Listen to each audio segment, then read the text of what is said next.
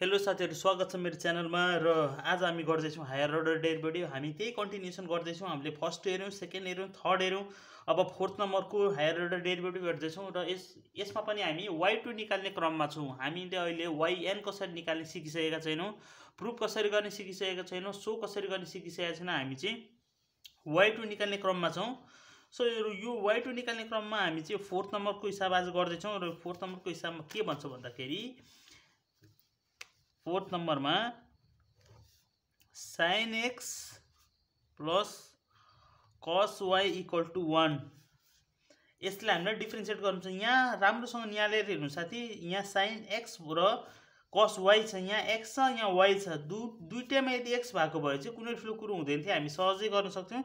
तर यहाँ x को एंगल चाहिँ sin को एंगल x छ, यहाँ cos को एंगल y छ। त्यसकारणले अलिकति ट्रिकी हुने भएको छ, त्यति खासै ट्रिकी पनि छैन यो हिसाब। सो अब यसलाई गरौँ डिफ्रेन्सिएट विथ रेस्पेक्ट टू, यो ल्याङ्ग्वेज चाहिँ प्रोपर लेख्नु होला एक्जाममा। मैले यहाँ भनेर कहिले लेख्छु कहिले लेख्दिनँ। Differentiate with respect to x on both sides. Sine x को डेरिभेटिभ के हुन्छ त भन्दाखेरि, साइन को हुन्छ cos x प्लस cos को के हुन्छ, cos को माइनस साइन एक्स हुन्छ, माइनस साइन एक्स त हुन्छ, तर यहाँ y भएकोले y हुन्छ इन्टु dy बाई dx। और y1 लेखेको भए पनि हुन्थ्यो, y डैश लेखेको भए पनि हुन्थ्यो, जुन म लेख्ने वाला छु। अब यसलाई cos x इक्वल टू, यहाँ 0 हुन्छ, 1 को डेरिभेटिभ 0 हुन्छ, माइनस यता छ, यता गयो भने प्लस हुन्छ, इक्वल टू भन्दा उता गयो भने साइन y इन्टु y1 लेख्दै मैले।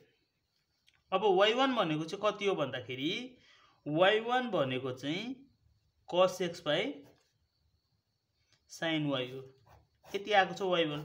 तर y1 मात्रले हुँदैन, we have to find y2। हामीले y2 निकाल्नु पर्ने छ यसमा। सो y2 निकाल्नु पर्ने छ। अब यो चाहिँ कुन फर्मुलाको टर्ममा आउँछ भन्दाखेरि, यहाँ हेर्दाखेरि कोसन फर्मुलाको d बाई dx। अब यो माथिको u हो, तलको b हो। यो भयो भने, u र b भयो भने u dash v minus v dash u by v square भन्ने फर्मुला लाग्छ। त्यही फर्मुलामा अब हामी यसलाई युज गर्छौँ। सो y2 डिफ्रेन्सिएट, फेरि लेखौँ differentiate with respect to language. y2 equal to, पहिला u को डेरिभेटिभ cos को डेरिभेटिभ माइनस साइन हुन्छ, minus sine x into v भनेको साइन y, माइनस v को डेरिभेटिभ, v भनेको यहाँ छ, साइन y को डेरिभेटिभ हुन्छ cos y into y1 y dash, और यसलाई y1 लेखिरहेको छ भने y1 नै लेखौँ, माइनस v भनेको यो साइन y को डेरिभेटिभ cos y भयो इन्टु y1 डैश। ठीक छ, एकछिन कहीँ मिस्टेक पो भयो कि, v डैश भनेको पहिला सुरुदेखि हेरौँ, u डैश भनेको cos को डेरिभेटिभ साइन इन्टु v भनेको साइन y। ठीक छ, माइनस v डैश भनेको चाहिँ साइन y को डेरिभेटिभ cos इन्टु u भनेको cos x।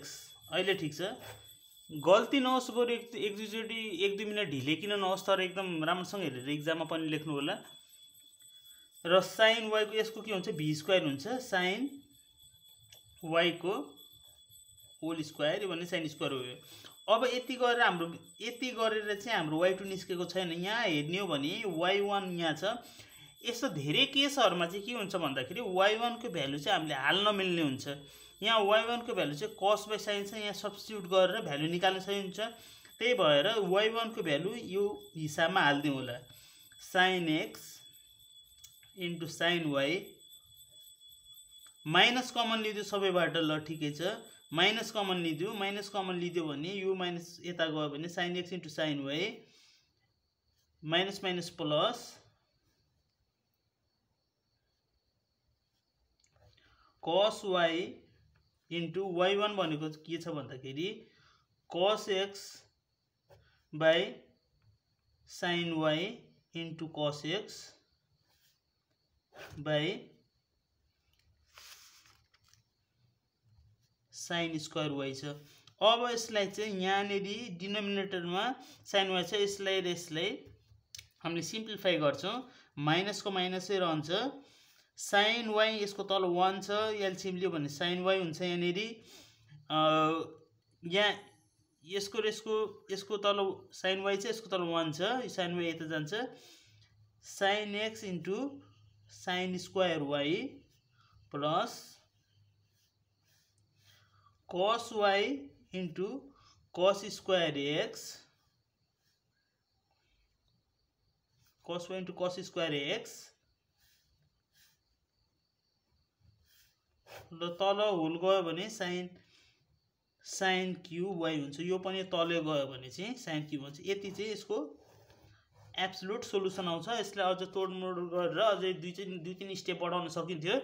मैले चाहिँ डाइरेक्टली गरेर यति आन्सर निकालिदिएँ। यो डाइरेक्ट यसमा यो र यो टर्मको बिचमा दुईटै स्टेप लुकेको छ, मैले एउटै स्टेपमा बनाएर आन्सर निकाल्दिएँ, किनभने पाना पल्टाएर अर्को उसमा लेख्न झ्याउन्थ्यो मलाई, त्यही भएर। सो तपाईहरुले बुझ्नुभयो होला। अब हामी एक दुईटा हिसाबहरु छ, हेरौं कतिवटा छ। सो यो पनि भयो।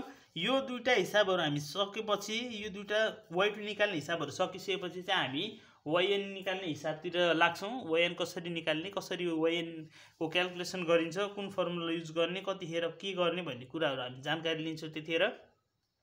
अहिलेको लागि यति नै। So thanks for watching, don't forget to subscribe. See you in my next video. By.